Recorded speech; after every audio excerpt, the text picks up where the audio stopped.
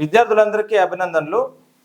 TET డిఎస్సిపై ఈరోజు కోర్టులో జరిగినటువంటి వాదనల గురించి చాలా చక్కగా ఈ వీడియోలో వివరిస్తూ జరగబోయేటటువంటి పరిణామాలు ఎలా ఉంటాయి, మీరు ఎలా సన్నద్ధం కావాలనేటువంటి అంశం పైన ఈరోజు మీతో కాస్త నేను చర్చిస్తాను. ఇందులో భాగంగా డిఎస్సి కోర్టు అప్డేట్స్ గురించి మనం కాస్త మాట్లాడిన తర్వాత ఈ కేసుల యొక్క పూరాపురాలు ఏంటి, ఎందుకు 2 కేసులు ఎడ్జిట్ ఫర్ డిఎడ్ అనే కేసు, సమయం గురించి కేసు ఎందుకు పడింది, దీంతోపాటు మనం కానీ చూసినట్లయితే ఇక్కడ ఉండేటటువంటి ఎడిట్ ఆప్షన్ గురించి టెట్లో చాలా ముఖ్యంగా డిఎస్సి పిల్లలు ఇబ్బంది పడేటువంటి ఎడిట్ ఆప్షన్ గురించి, టెట్ హాల్ టిక్స్ వివాదం గురించి, అదే రకంగా ఎడ్జిటి పోస్టులు ఎవరికి రావడానికి అవకాశం ఉంది, స్టే వస్తుంది రాదనేటువంటి విషయాల గురించి మనం వివరిస్తూ ముఖ్యంగా మిమ్మల్ని ఇంట్లో ఉండి కూడా చదివించడానికి అద్భుతంగా మీకు ప్లాన్ ఆఫ్ యాక్షన్లో ఇక్కడ చూస్తే మీరు 9 రకాలైనటువంటి పుస్తకాలు మీకు అందిస్తూ ఈ పుస్తకాల్లో ఉండేటువంటి సమాచారంతోనే మిమ్మల్ని ఇంటి దగ్గర నుంచి ప్రాక్టీస్ చేయడానికి అనేక రకాలైనటువంటి ప్రాక్టీస్ బుక్స్ని మీకు అందిస్తున్నాం. దాంతోపాటు ఈ షెడ్యూల్ ఇస్తున్నాం, ప్రధానంగా మీరు చదవడానికి షెడ్యూల్ ఇస్తున్నాం. రేపు మనకు ఏదైనా కోర్టు అప్డేట్ వచ్చినప్పుడు ఈ డేట్లు మళ్ళీ మనం మారుస్తాం. ఇప్పుడు మీకు అందరికి తెలిసిందే 18 రకాలైనటువంటి ఎగ్జామ్స్ మనం పెడుతున్నాం కదా. ఈ 18 రకాలైన ఎగ్జామ్స్లో మార్పులు చేర్పులు ఎందుకంటే చాలా ప్రధానం, మిమ్మల్ని నడిపించడానికి ఒక అద్భుతమైన దిక్సూచిలాగా ఇది పనిచేస్తుంది. దాని గురించి కూడా ఈ వీడియోలో మనం చాలా కూలంకుషంగా కాసేపు మనం మాట్లాడదాం. మొదటిగా మనం చూసినట్లయితే అసలు కోర్టులో కేసుల కథ ఏంది ఒకసారి మనం గమనించినట్లయితే ఎస్జిటి విద్యార్థుల్లో ఒక రకమైనటువంటి ప్రతిష్టంభన మాకేంటి అనేటటువంటిది. బిఎడ్ చేసిన వారికి కూడా ఈ ప్రభుత్వం ఇచ్చినటువంటి ఎస్జిటి అవకాశం ఇచ్చినటువంటి సమాచారం మీకు అందరికీ తెలిసిందే.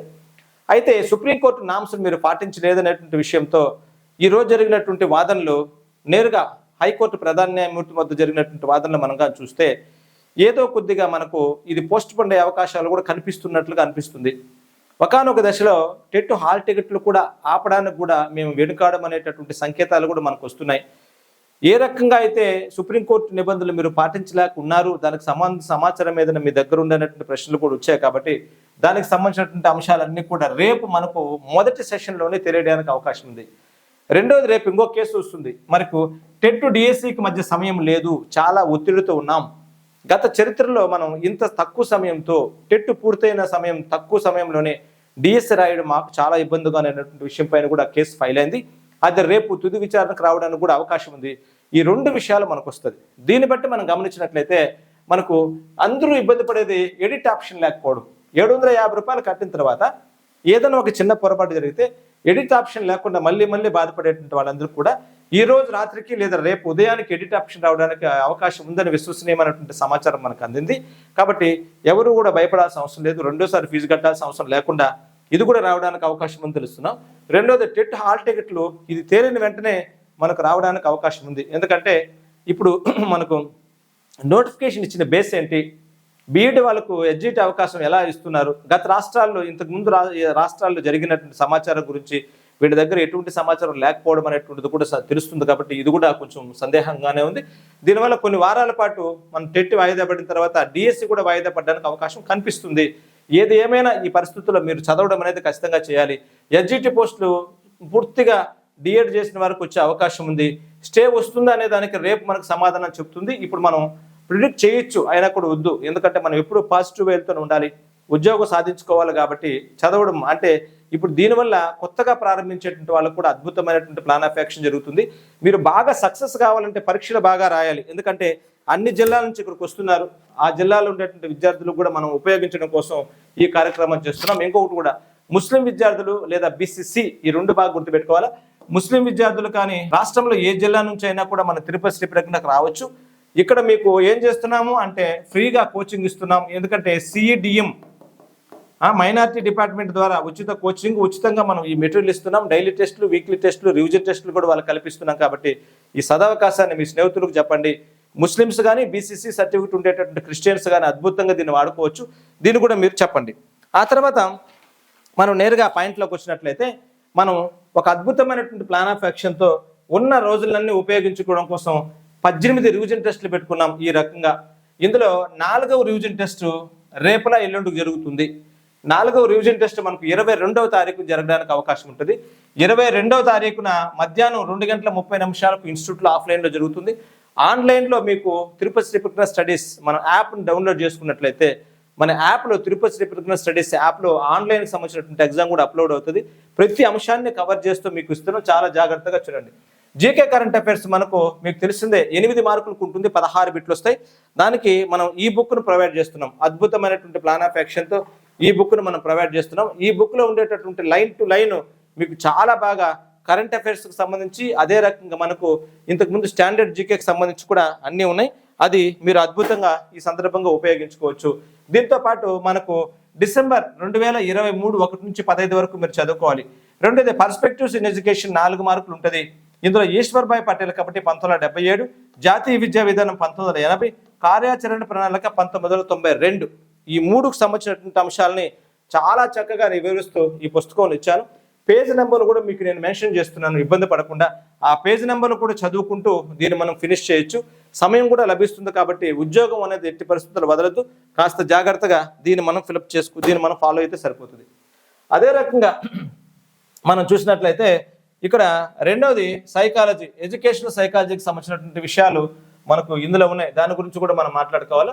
ఇందులో వైయక్తిక భేదాలు రకాల గురించి, దాంతోపాటు ప్రజ్ఞ రకాలు, ప్రజ్ఞా సిద్ధాంతాలు, ప్రజ్ఞను మాపనం చేసేటటువంటి అంశాలు మొదలైనవన్నింటినీ కూడా మనకు ఇక్కడ మీరు గమనించినట్లయితే 8 మార్కులకు 16 ప్రశ్నలు మనం రాయడానికి అవకాశం ఉంటుంది. దీనికోసం మీకు అందరికి తెలిసిందే, నా పుస్తకం లైన్ టు లైన్ పనికొస్తుంది. ఇందులో పేజీలు ఉన్నాయి, మన వీడియోస్ మనం రెఫర్ చేసుకోవచ్చు. కాన్సెప్ట్లన్నీ వీడియోస్తో రెఫర్ చేసుకోండి. ఇది కూడా మనం ఫిల్ చేసుకున్నట్లయితే అద్భుతంగా ప్లాన్ ఆఫ్ యాక్షన్ చేయడానికి అవకాశం ఉంటుంది. ఆ తర్వాత మనకు తెలుగులో ఈ ఎగ్జామ్లో మీకు గమనించవచ్చు 8+4 12 మార్కులకు ఉంటుంది. 8 ఏమో కంటెంట్, అదే రకంగా గ్రామరు, 4 మార్కులు మెథడాలజీ ఉంటుంది. దీంట్లో పదజాలం, అర్థాలు, ప్రకృతి, వికృతి, పర్యాయ పదాలు, నానా అర్థాలు, ఇది కేవలము టెక్స్ట్ బుక్లో ఉండేటటువంటి వాటివే చదవండి. బయట నుంచి మనకు ఈ ప్రశ్నలు రావడానికి అవకాశం తక్కువగా ఉంటుంది కాబట్టి ఈ తెలుగు పుస్తకంలో మనకు లైన్ టు లైన్ ఇచ్చున్నాం. మన మెటీరియల్ ద్వారా అద్భుతంగా ఉపయోగపడుతుంది. దాన్ని కూడా ఒక్కసారి మీరు ఫిల్ చేసుకోవచ్చు. ఆ తర్వాత మనకు ఇంగ్లీష్కి సంబంధించి ఇంగ్లీష్లో కూడా 8+4, ఇందులో మనకు హెల్పింగ్ వర్బ్స్ తీసుకోవచ్చు, అలెగ్జర్స్, ఆర్డినరీ వెర్బస్ గురించి మనం పరీక్షించుకోవాలి.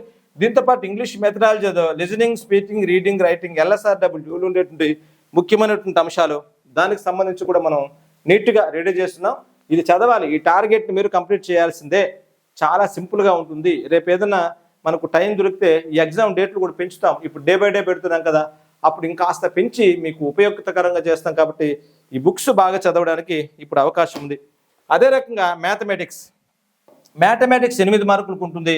ఇందులో సంఖ్యామానం, భిన్నాలు, దశాంశ భిన్నాలు, వర్గమూలాలు చాలా నీట్గా లైన్ టు లైన్ కవర్ అయ్యేటట్టుగా కొత్త టెక్స్ట్ బుక్లో ఉండేటువంటి ప్రతి అంశాన్ని ఇస్తూ ఇక్కడ మనం ఇవ్వడం జరిగింది. ఈ మ్యాథ్స్ కంటెంట్ కూడా దీనికి అనుబంధంగానే ఉంటుంది కాబట్టి దీన్ని బేస్ చేసుకుంటాం కాబట్టి చాలా నీట్గా, చాలా చక్కగా దీన్ని ఫిల్ చేద్దాం.